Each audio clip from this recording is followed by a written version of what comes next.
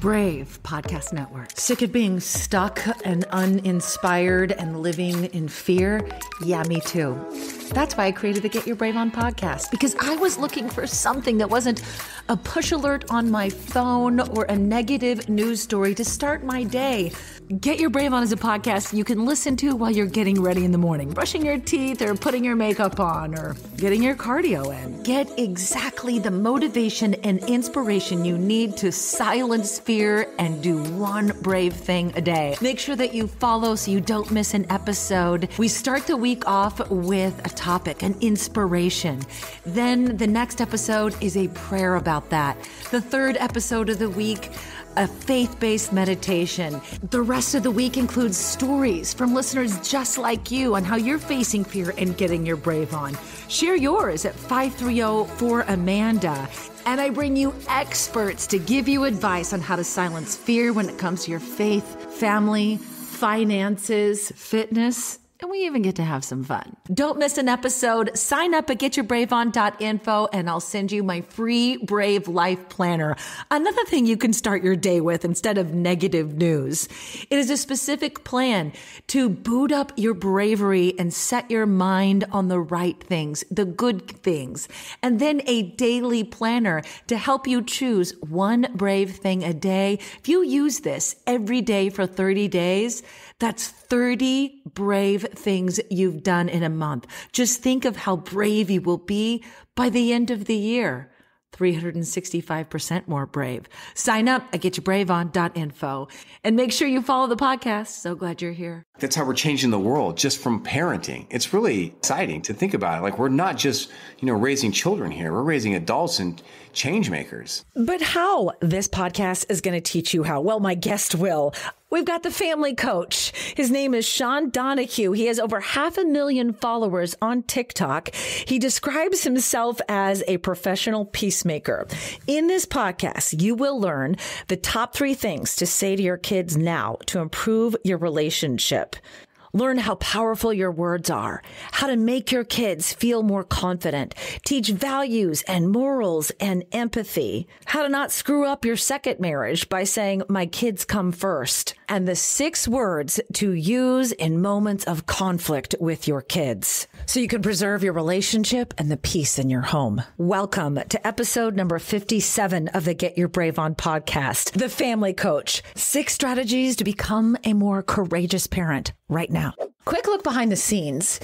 Before I hit record on this podcast, the Family Coach, Sean, asked for my permission to ask me some tough questions about the fears that I'm dealing with in my parenting journey. And he and I kind of go through some things. After I recorded it and I go back and I edit the podcast, I was thinking I should have been even more vulnerable.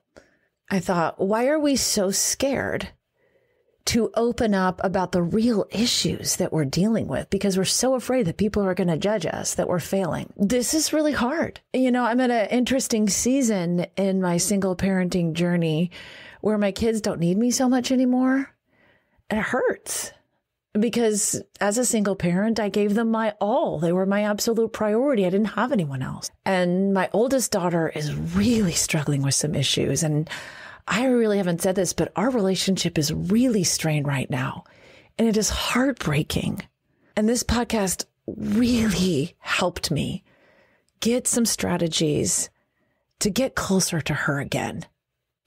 And I know it can help you too. So let's dig deep.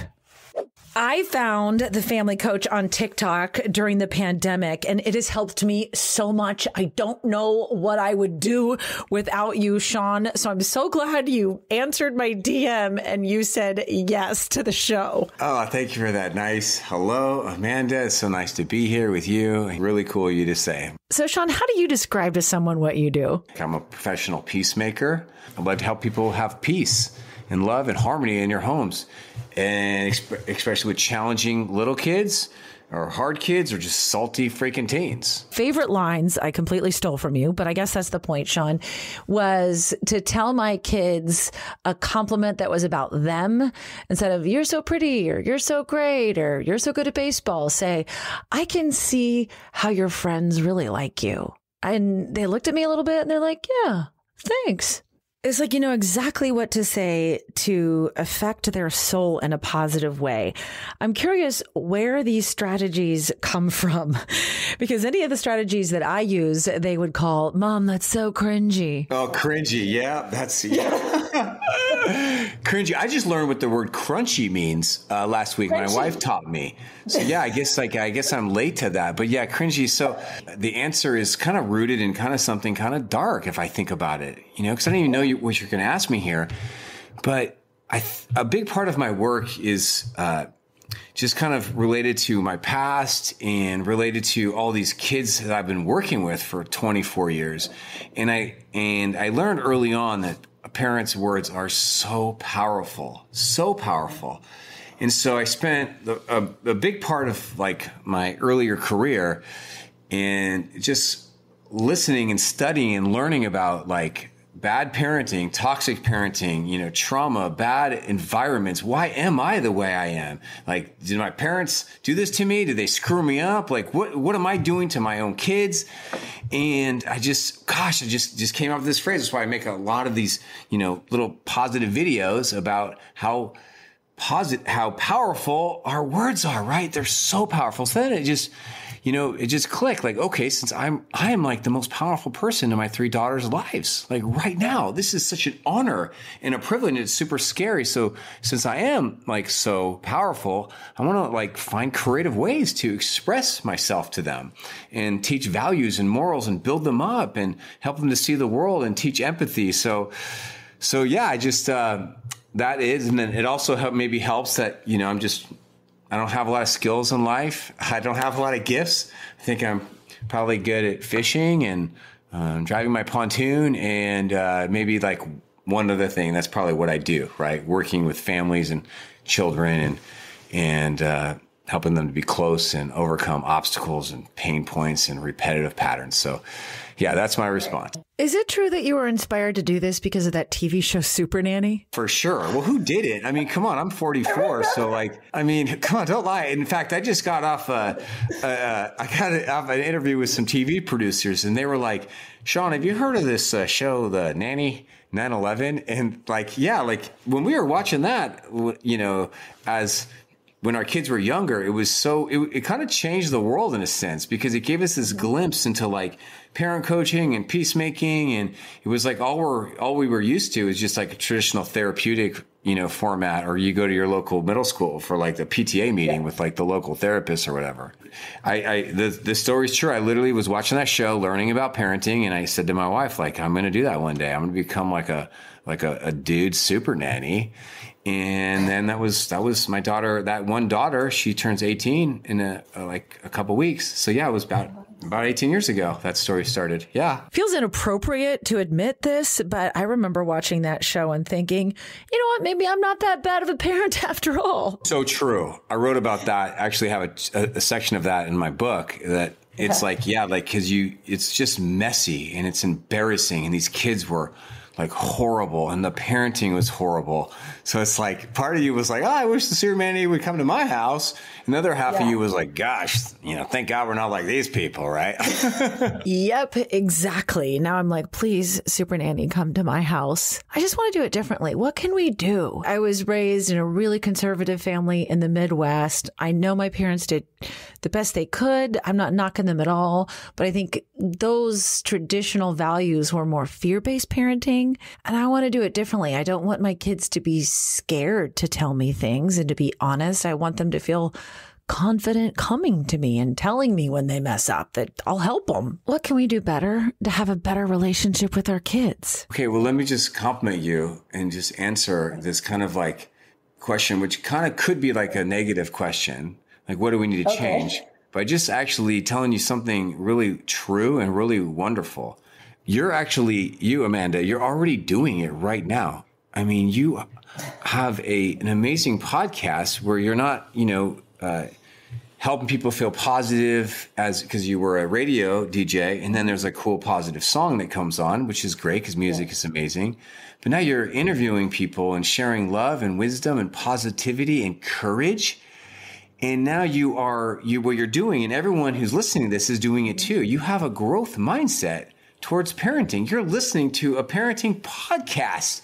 So to that, I say, like this generation, like whether you're a millennial, a zillennial, or an X, whatever you are, like, let's go. Like we're like awesome. We're reading books and we're like watching people on learning because we want to be better than our parents. So I just answered your question in a sense. You're already doing it. And this is just what's actually happening right now. So I just think that's so cool. And now it's actually happening. I really think it's super clear. Like it's not in every home, but in my opinion, it's the moms, it's the women who are leading this. We're much more open-minded and flexible, right? We're also more, I think we're more caring. And we are way, way, way more afraid in a bad way than the parents before us. So there's some good and there's some pros and cons we got to take. But we are a generation of scared, emotional parents. So it sounds really good to live like this strong and courageous life and to get your brave on. But you're wondering, like, how? You don't know what I'm dealing with, Amanda. Well, yeah, I do. I used to be the world's most fearful woman, and that's why I made the Brave Life Planner. And I'm giving it to you for free. You go download it at getyourbraveon.info, and you will get a step-by-step guide on how to every single morning take all that stuff you're worried about and instead flip it around to choosing bravery every single day. You'll learn my tricks that I do every single morning. You're going to write down what you're grateful for. You're going to plan. You're going to come up with your why, your purpose, your mission. Then you're going to establish your pathways to achieve those things. And you're going to pick one brave thing to do every single day. I walk you through the whole process completely free. It's like a journal that you can print for free. Download it for free at getyourbraveon.info. I'll put the link for you in the show notes. I asked you permission. Can I ask you some questions? And you said yes. And you said I'm an open book. So all right, let's see if you are. So this personal question, you got 3 teenagers, right? Your 12 is about to be a teenager. So without thinking too much about it, what's really, when you think about these kids here that you have, what's scary, Matt? Or what's scary? What comes up? What are you afraid of? Oh, their social media. Okay. What's so scary about it? Just the impact that it has on them. My oldest is dealing with an eating disorder, and I blame Instagram. I get scared of them walking away from their faith. They see the hypocrisy of the Jesus followers not being so loving. We have a lot of talks about that. And I think as a single parent, with shared custody and trying to co-parent, I fear them choosing their dad over me. Yeah, it is. Those are all scary things. Social media is super scary. And, when there's so much garbage on there. The phone, this device I'm holding up in my hands, like this is the world's most powerful device. It's more powerful than any gun, any bomb, any weapon. Why? Because it has the ability to change our minds. Yeah. And that's scary because our kids' minds are where everything, lives. And it's where it's born. It's where their values, their moral compass, their relationships, their interests, their love for self. And that's really scary. It's also really scary when you're in a co-parenting relationship, and because you want to feel loved, you want to feel wanted, you want to feel pursued, you want to feel like you're free to make mistakes and you don't have to be perfect, and your kids are not going to judge you or run away from you or disown you, or there's estrangement or parent alienation and just all this fear. And so, parenting is, for most people, I can't speak for anyone, it's the most emotional thing that you and I will ever do.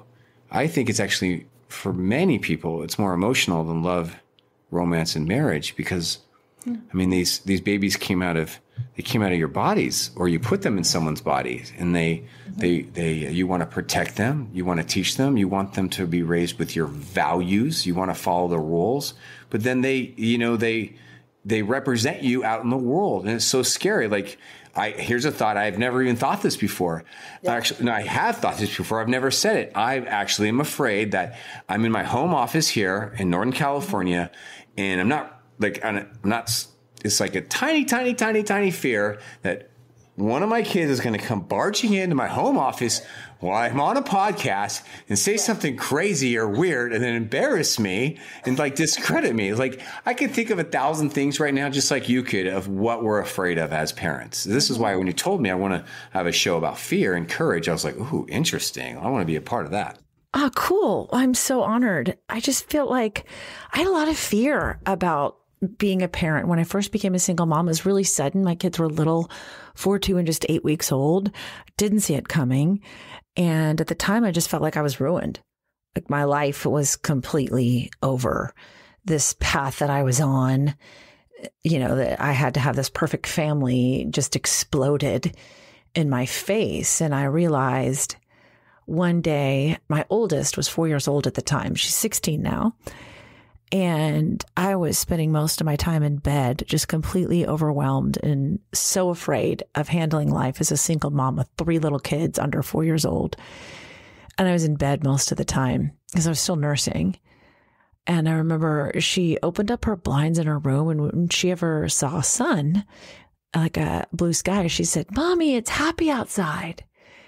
I think that was the moment that I found courage. I found my courage to face my greatest fear in parenting of becoming a single mom because of her. I remembered thinking, oh, she thinks it's happy outside. I have to continue to make her world happy no matter what. So then I came up with Get Your Brave On because I realized it's a choice. Like bravery doesn't just happen to you. You don't just inherit courage. You have to choose it. I think especially in parenting because it never goes the way you planned and no family is perfect. That's a cool story just about you just having your whole world turned upside down and your circumstances just be painful and so scary. And then you just stepping into courage, into faith, into I'm not going to let these circumstances, destroy me. And like you use the power of your mind to think and to set it on things above and on courage and on creating this wonderful life for your kids. And now here we are. That was a long time ago. Yeah. And what do you think about this? Maybe one of the ways we get over fear of parenting is because our children exist. Like, if I went through a crazy plot twist like that in life and I didn't have children, I don't think I would have been so driven and have accomplished what I have accomplished. They're my reason. They're my why. They are what drive me. Yeah. On one hand, I love what you said, and I totally agree, right? Kids are our why. They are our being. They bring us meaning and purpose and so much joy. We're just emotionally connected to them. I love it. That's good. That's great. Just to be helpful, I can tell you there's another side of that coin. Yeah. The other side of that is that for many people listening to this, parenting is like one of the most miserable things that they've ever done. And their child is not thriving, not making good choices, not connected. And when the parent tries to use their tools in their toolbox, it just doesn't, it don't go well. Like, I haven't even said this for like 5 years, but like, it just came to my mind. I think the greatest movie of all time is Forrest Gump. I just love that movie. It's just like, I love everything about that movie. Actually, I think came in on Netflix yet. It's just this story of this hero figure named Forrest who just has this sweet, innocent heart. He just goes through life in a very childlike manner, but people notice that. They notice something's different about him and they just are drawn to him and they're attracted to him. And then his influence just like rubs off on people. How he loves people, how he just believes in people, how he simplifies life. But if you actually really watch the story closely, you see that it's this kind of weird love story because he's actually really doing all this, not for his mother, but for this really, really hurting woman named Jenny. And Jenny is a very troubled, traumatized young person. And Jenny actually treats him horribly, horribly. So she is living her own life, and she's, trying to do things that maybe Forrest feels like is immoral, like playing a guitar naked on a screen. And just like a parent would, he gets so triggered by this. He freaks out and he goes and he wraps her up in his arms to try to protect her, save her. Well, just like it doesn't work with our kids, she's like, leave me alone. You're being crazy. This is my life. I'm not with you. I'm not doing this. Leave me alone. And that story just keeps repeating itself as she continues to be hurt and abused by Vietnam veteran dude in the Black Panther Party scene. And so, but what does he do? He just is this figure of consistency and unconditional love and presence in her life. And while it kind of has a happy ending, I guess, where she dies and they have a child, this is what parenting really is for the majority of people is like you are Forrest and your child is Jenny. And it's not if it's a movie, it's a horror movie. It's a confusing sci-fi thriller, which you want to turn off and you can't wait for this thing to end or to get to the sequel. And it's just so confusing and so shocking. And this is not what I intended.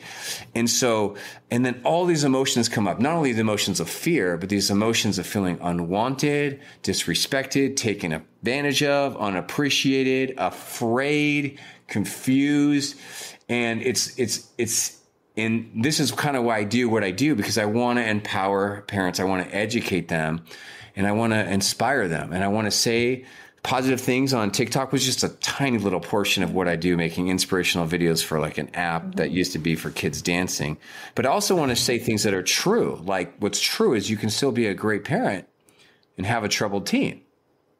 I mean, that's true. We need to hear that. We need to hear that. We need to hear that, right? We all need to hear that. You can still be a great parent and have a troubled teen. How about this? What's true is that parents are teachers and every home is a school. So our kids are never going to take a class on the most important lessons in life. They're going to take a class on some subjects that are really not that important. And so for better or worse, we're teaching them already many things. But if your child is struggling with a bunch of issues, it doesn't mean you're a bad teacher. It doesn't mean there's anything wrong with you. They're on their own journey. And our job is to teach, and their job is to learn. And we've got a lot of kids that don't want to learn. And we've always been like that. Some of us were those kids. And some of them just want to be on a screen, or they want to medicate, or they want to escape, or they want to have fun, and they don't want to grow up. But they want to just be a kid forever. Like we got a whole generation of Peter Pan syndrome type kids now, and kids that it was already a huge issue with screens. And now we got a bunch of screen addicts and a bunch of kids who are diagnosing themselves and struggling with anxiety and depression and so much stuff. And we got a whole bunch of parents who are just great parents who are loving on those kids and just being patient with them and doing the best they can. Something you said made me realize it's probably a good idea to silence fear in your parenting if you try to separate, I don't know how to do this, but separate your emotional needs. Keep going, because this is actually what I was trying to say. It's almost as if my emotional needs for acceptance and love and feeling like I'm making a difference in this world shouldn't be attached to the results of my children. And then we cause problems because then there's resentment, because you compare your kids to other people and you wonder, well, this girl, she's studying, she's going away to college. Why can't you be more like her? And we build it up in our head like they're a negative reflection on us as a human. We all have done it. But if we're actually honest with yourself and we're really mindful about it, we actually struggle with it every day. Every day. It doesn't mean you step into that fear or you make a bad decision, but this is like a major struggle. So going back to what I said before, what you were saying is, it's normal and healthy to be emotionally connected to our kids. But the other side of it is no, we need to also in a healthy way, not be in a codependent relationship with our own children. We need to learn how to set healthy emotional boundaries. We need to make sure we're not creating a kid-centric home where the kids the whole world revolves around the kids, their sports, their hobbies, their happiness. We need to invest in ourselves and our own mental health, our own mindfulness. And if we're married, well, that should be the primary relationship in the home. And the children should not come first. So what I teach people who are who are dating and they're divorced or they haven't married is that everyone says on your first date or on your second date, hey, I love my kids, so the kids have to come first. I say, what a horrible way to start a relationship. Like, what a way to screw up your second marriage before it even starts. Take my advice or leave it, but my advice would be, hell no, don't say that. Say, look, right now my kids are my top priority, but I'm dating, and the whole concept of being married again is super scary because I would want that to be my primary relationship. Because that's what marriage is. Yeah. You make vows for better or worse with this person. And then I would need to be able to trust this person. This is a little lengthy speech to maybe have on your second date to sushi, right? So yeah, maybe wait until your second date or until you guys have decided to take down your dating profiles. Yeah, it's let's get some good vibes and some good trust and some good dates going on before you get weird like this. But I mean, no one ever talks about this. And so, but it'd be I would want us, we're riding this show. We're going to be dancing together and we're going to have to wisely incorporate the kids so I don't screw up our marriage. And we don't screw up this relationship and we don't screw them up because then they might be thinking, oh, my parents, they put me first. And then there's a lot of crazy negative things that can happen when kids feel like, hey, my parents are putting me first. And that sounds good on a piece of paper or on an Instagram meme, right? But in reality, there's other factors at play here. That need to be considered. Oh my God, I never thought about it that way. You are so right. I think as I reflect, I think that's been such an issue. I'll just speak for myself as a single mom because I had full custody by myself for 7 years and I had no choice but to make them my whole world. That reminds me of a moment I thought maybe this isn't the right thing because my son, Andy, I think he was 6 years old. And he said to me, Mom, I don't know why you need a husband because I can take out the trash. Yeah. I mean, I had to remind him that he's just a little boy. And then he made this announcement. Hey, just letting you know, if anyone needs batteries or screwdrivers, they're all in my room. What does that mean? Because parenting is never about what it's about. So this is not about batteries or screwdrivers. So what does that mean? Well, here's my theory on it. I think because he was such a little boy and he had a single mom and 2 sisters, he just felt like he had to be the man of the house, even at a young age. And so that meant having all the screwdrivers and the batteries in his room. Yeah, he adopted that role. I don't know. I mean, that sounds kind of cool and loving and amazing to me. Do you feel like that's good or was it like too much or something? Yeah, I mean, I thought it was really loving. Still to this day, he looks out for me. But at the same time, I don't know, you tell me if I did the right thing, but I just said, hey, anybody can take out the trash. And I really appreciate that about you, but you don't have to be the man at the house at 6 years old. You can still be a boy. I want you to be a boy, not have the responsibilities yet of man of the house. I should say, I still want you to be a kid. Yeah, well said. Thank you. That means a lot coming from you. So enough about me. I really love the bits you do on TikTok. I mean, you say they're little bits, but they're really powerful. Can you share with my listeners, the brave babes, about maybe 3 ways that we can change the way we talk to our kids and develop a more nurturing relationship instead of a fear-based relationship? Okay, so you gave me a couple seconds to think about this. So maybe if you were to ask me tomorrow, it might be a little different. But on the top of my head, here's the top 3 things that come to mind to me. Okay, so I'm doing a lot of I do some marriage coaching and speaking at seminars and speaking about marriage, even though I don't brand myself that way. But anytime you're talking about parenting or helping a client, because that's kind of what I do. People don't even know what I do. Do you just make money from TikTok? No, what I really do is I stay here in my home office and I work with, hurting parents every day through Zoom calls from all around the country and all around the world. And I teach a couple online courses and experiences and, all that stuff. So I'm reading some books, just kind of leveling up my knowledge about marriage and really working on my marriage with my wife, Danielle. We've been married for 19 years and we've had a lot of ups and downs, and we're in ups right now. And so the theme that keeps hitting me from these parenting books is so encouraging. Gosh, we could talk a whole hour about marriage, but one of the themes that you see from the OGs, like the Gottmans and these super smart people that research this, is the power of friendship in a marriage. Friendship, so that when you have these bad days, bad conversations, some stonewalling, some contempt, some criticism, some defensiveness, like those are really, really hard things. But here's some good news. Like if you just really keep nurturing the friendship. So what do friends do? Right? So think about your friends, everybody. What do you do with your friends? Like I told Danielle just this morning, we were hanging out, drinking our coffee because the kids are off at school. We have some alone time. I was telling her I can't wait for our next couples getaway, Danielle. I've been thinking a lot about friendship and I realized I'd rather be with you and on these trips than anyone. I just want you to know I look more forward to them than my backpacking trips with my dudes or my outings. And then I am feeling it, and I'm hoping she says something lovely back. And she said, well, yeah, you should.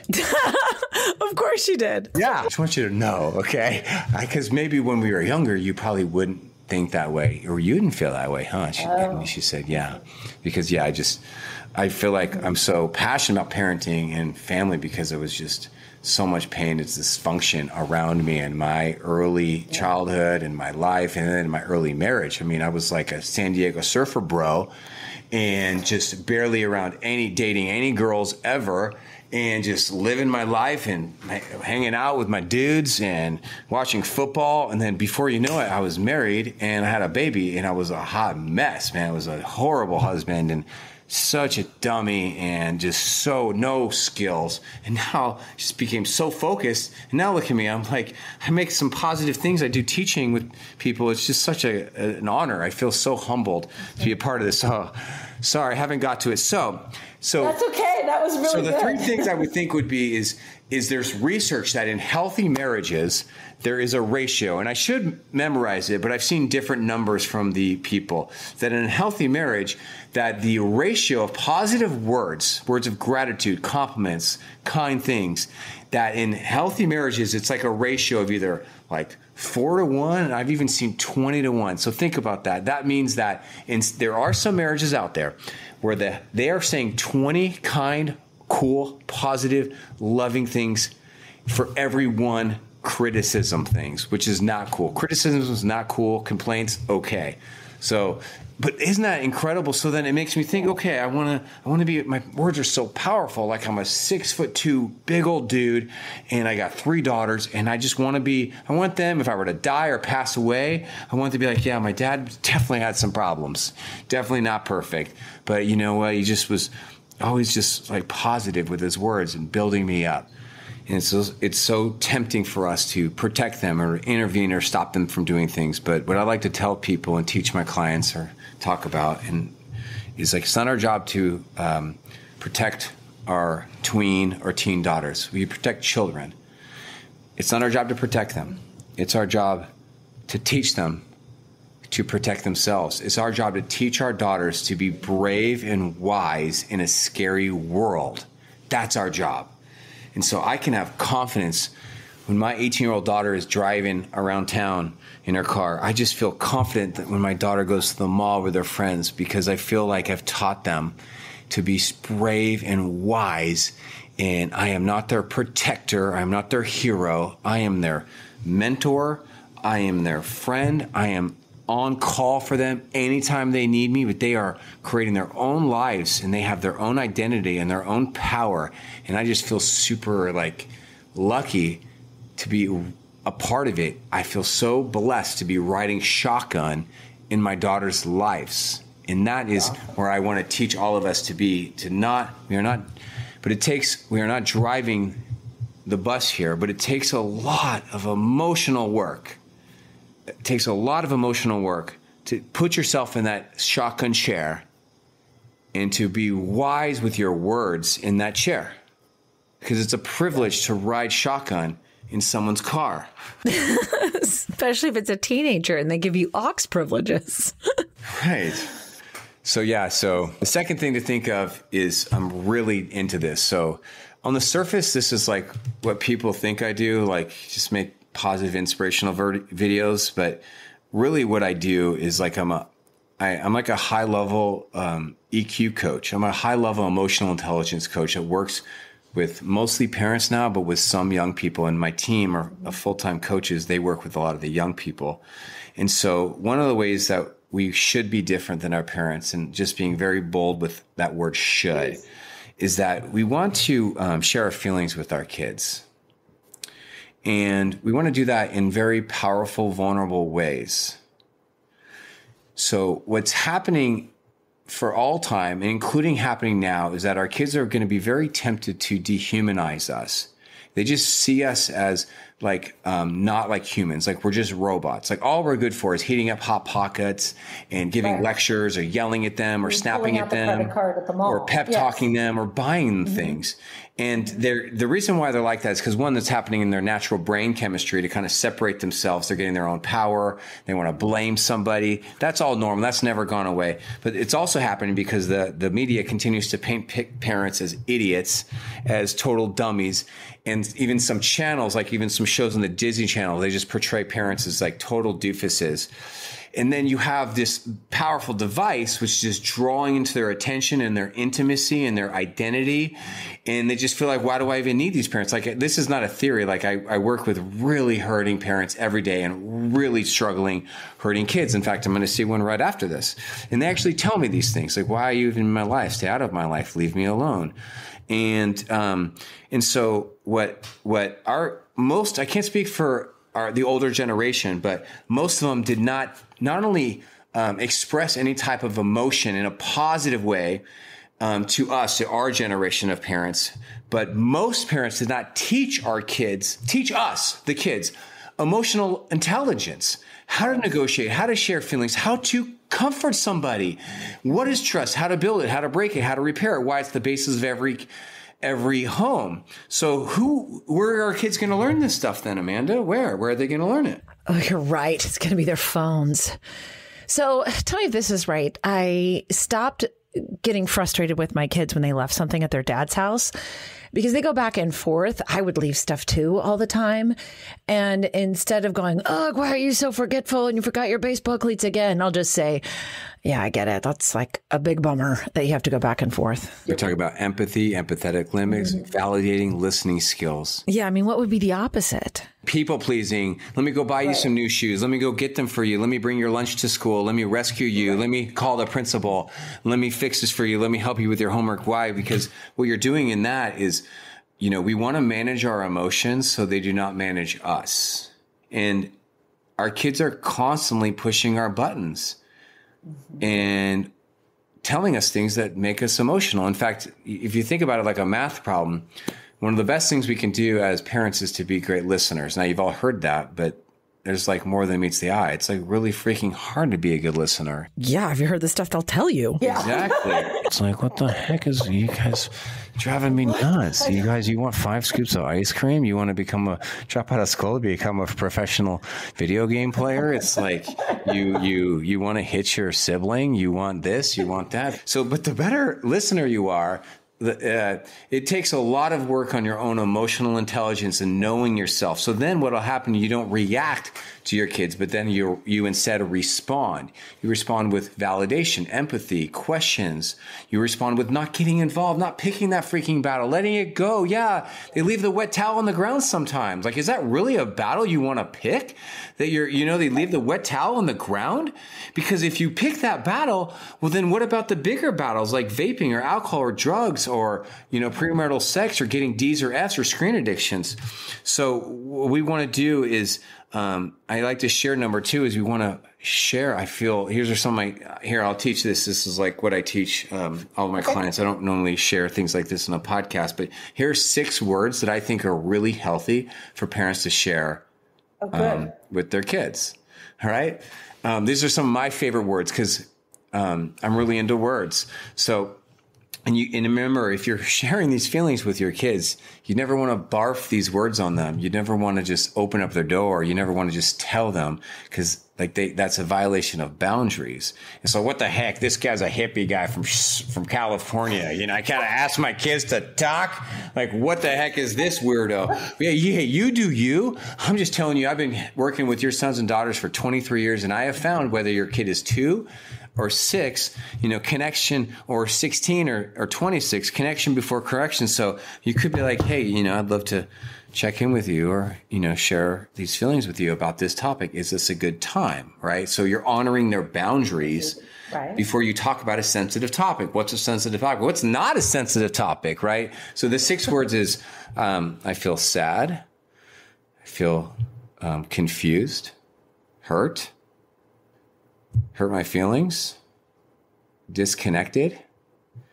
And then my favorite word when it comes to stepping into conflict, when it comes to teaching moments with our kids, it's such a great word. It's a great word. I actually have the word tattooed on my chest, just joking. The word is uncomfortable. It's just these are just really safe, chill words. Like, would you rather start a conversation with someone, be like, hey, I just kind of feeling uncomfortable with something and I wanted to check in with you about it? Or would you rather how to start a conversation with somebody like, what did you do this for? Why did you do this? Like, you are so out of line. Like, what is wrong with you? Like, why do you just do these things? You have to ask me first. Like, how many times do I have to ask you? Empty the dishwasher. It's not that hard, right? I do so much for you. See, where we're just these balls of emotion, of reaction. And then we wonder why our kids don't want to talk to us or feel safe with us or open up to us, or why they abuse us or manipulate us. Well, because we maybe have dehumanized ourselves. Oh, I felt that. I definitely think I've made that mistake, especially with my oldest. I'm working on it, though. So, I mean, isn't that, though, putting our emotions on them and making them feel responsible for our emotions? Like, if I was to go in and say something to my youngest daughter, hey, like, it makes me feel uncomfortable when the only time you want to spend time with me is because, I'll buy you something at the mall. Or saying that makes me feel sad and I'm kind of hurt by that and I'm feeling disconnected. Here's a 3-part response to that. Part response is no, our kids are not responsible for our emotions. That's for sure. That would be toxic and unhealthy. Second part response is, this is why, another reason why we are afraid as parents and why many of us do not share our feelings with our kids. Because our parents really hurt us by abusing us or manipulating us with their drama or their weirdness. And then we now are afraid of hurting our kids. So like what we it's just this constant pendulum. My parents were not like, here's a lot of my clients are like very successful executives, right? They're high achievers. And many of them grew up with very passive parents who didn't push them.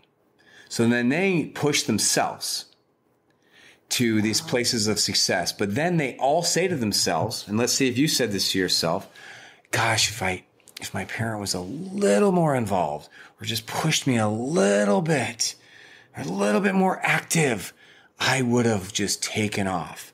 So then they go from one extreme to the next, where now many of them struggle with authoritarian parenting, where they're just constantly pep talking or lecturing their parent like they're some freaking Tony Robbins. And I'm actually a professional coach, professional assembly speaker, professional pep talker, and I do not pep talk or lecture kids. So if I can't do it, I'm just trying to save you here. I'm trying to make you laugh. We're trying to save you.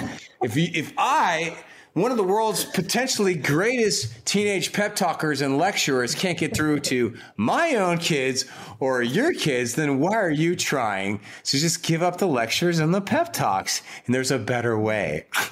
So I hope that was like humble, but like funny and cool. The third part response is, yeah, this is just, there's so much to be afraid of. So top 3 things to say to your kids would be, 1 is building them up with just positive words of truth, true positive things about themselves, their identity, their efforts. Number 2 would be having the courage to appropriately share your feelings with your kids. Step into that. Humanize yourself.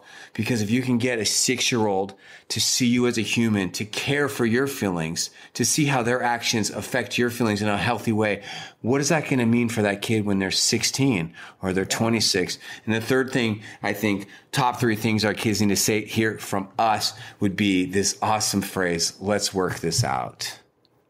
So the parenting tool is called shared problem solving. And if you've got teenagers, that needs to be one of your top 5 go-tos.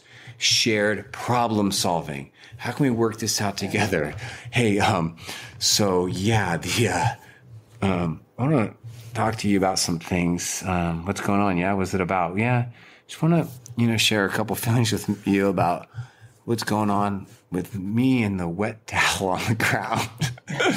Oh my gosh, Dad. All right, I'll go clean it up. No, I don't want you to clean it up. I want us to put our heads together. Gosh, you're being so dramatic. Gosh, this is so cringy. So see, what they're doing now is they're dehumanizing you, and they don't want to deal with your emotions. I don't blame them because they're 6 or they're 16, and they'd rather just see you as a robot and not enter into that emotional struggle. But parents or teachers never home with school, and it's never about what it's about. It's not about the towel. So in this situation, pop quiz, Amanda, what do you think it's about?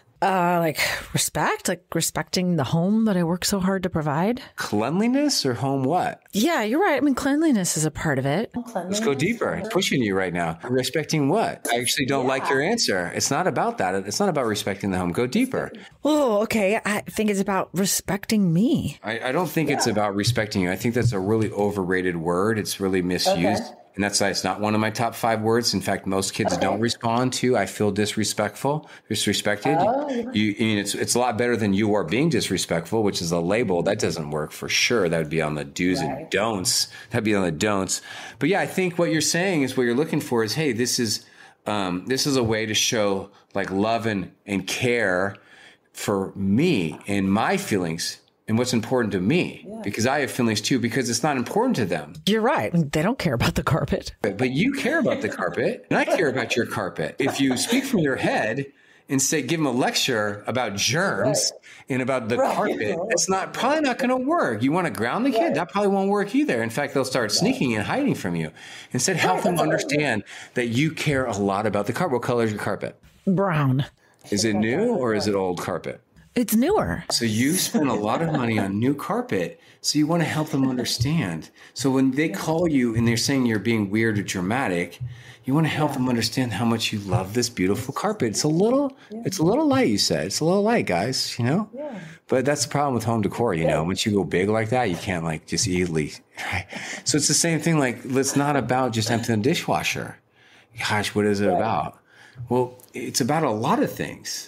So before me tell you what I think emptying the dishwasher is really about, let me ask you, because you said I could ask you anything. What else is the towel about? Oh, maybe it's like me overreacting as a single mom because I don't want to have to do everything by myself all the time. Exactly. So I agree with you. The second thing the towel is about is about teamwork. Kind of where you were alluding to. I'm a single mom. You're actually, you have 4 adults in your home.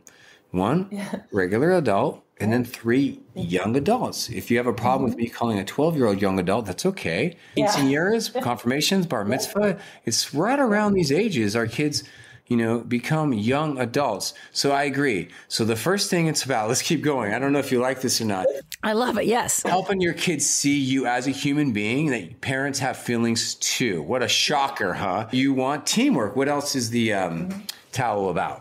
It's gross and it can smell, and I want a nice environment to live in. It's about mom's desire for hygiene and comfortability, because whether we're roommates at UC Santa Barbara or we're living in your home, nobody wants a stinky, dirty roommate. If we were living together, as roommates or whatever, even in the nastiest apartment ever, if one of the roommates was leaving a nasty towel on the ground, we'd be like, bro, what is going on, man? You're eating my top ramen and you're leaving your towel around. Oh, you guys are being so dramatic. Yeah. No, man, this top ramen means a lot to me. Dude, that's like 25 cents per ramen. And like, I only have $3 for 2 months because I spent it at the Taco Bell, man. So, and the smell, like I brought my girlfriend over and dude, I'm trying to like, kiss her and stuff. And dude, it stinks, man. So you got to chill out. Otherwise you're going to have to move out. And dude, we kicked one roommate out because he was nasty at Santa Barbara. Right. And my fear is that my son will get married and he's going to be a disaster. And his wife is going to say, didn't your mother teach you anything? So, right. So reason number 4 is the towel. This is why it's so fun to talk about parenting. Like the towel is a physical, it's some type of physical representation, a symbol of his potential future. That you're raising a slob who's going to get divorced because he's a nasty dude. And then now you're actually getting labeled. So that's the 5th thing. It's actually about a fear. You're afraid from this fearful podcast that people are going to judge you because you got a nasty son. He doesn't even wear deodorant and he's wearing a towel. The nasty towel he's using. And the whole thing about the bacteria is going onto his body. Yes. You're right. And then his wife is not going to like me and I'm never going to get to see my grandkids. Look at the stories we make up in our heads, wild horror stories in our head. And this is why we're a generation of, I don't think our parents were that afraid. I think you just open up Good Housekeeping back in 1987. You'd be like, okay, kids, we'll see you later. Here, listen to the new Kids on the Block. I don't know. Yep. They didn't even know where we were half the time. Tuned out, right? Drinking their Miller Lite and their Cabernet or whatever, or their wine out of a box. Like smoking. Smoking. You're the best. Okay, where can my brave babes, that's what I call my tribe, connect with you and get more parenting help? Yeah, my website is called parentingmodernteens.com. And I also work with children or parents with children. But you can also find me on TikTok as The.Family.Coach or on Instagram or on YouTube. I have long form content that just came out and I have a new podcast coming out, a new book coming out, and some other cool stuff coming out. And I just had, hopefully a new TV show coming out. So, it's been really fun, Amanda, really fun. Also life-changing at the same time. Thank you for making me a better parent. You got to connect with The Family Coach. I'll put all the links to his website, his TikTok that you got to follow right away in the show notes. One last thing before you go. Will you please share this with a friend? I feel like the more parents have this great knowledge, the healthier all of our families can be, so we can all live a more strong and courageous life. Just copy the link to this and send them a text. Say, hey, thought this was great. Maybe you would like it too. Thank you so much for your support of the Get Your Brave On podcast. I'd love to connect with you. Call my hotline anytime and let me know how this podcast is impacting your life and how you're silencing fear at 530-4-AMANDA. Let's connect on socials and get more strategies to silence fear every day on Facebook, Instagram, and TikTok at Amanda Carroll Show. And if you want to go deeper, join my Patreon. You can get daily motivations and prayers and meditations and live videos. Just go to getyourbraveon.info and sign up to be a member of the Get Your Brave On tribe. Join our Facebook group too. Just search Get Your Brave On. And I'd be honored if you would follow this podcast and subscribe and even leave a review. That helps more women just like you facing a plot twist find more strategies to silence fear. I'll shout you out in the next episode, or even send me an email to amanda@amandacarroll.org and tell me how God is using this podcast in your life. Like Kim did. She said, I just want to thank you for your podcast. I signed up in July and honestly always deleted your message. That's okay. Or sometimes just took a quick glance. But today was different. It was if God was drawing me to really take a look at it, and I did. After downloading the app to get a podcast, I went back and clicked on the prayer. As I stood in my bathroom brushing my teeth, the words just filled the room with a peacefulness. It came over me, and it was like a weight had been lifted. The stress of living with a few disabilities and being on long medical leave from work for over a year, and the stress of trying to go back to work with homeschooling 2 kids, I was keeping it all in. I just wanted to know how much you make a difference.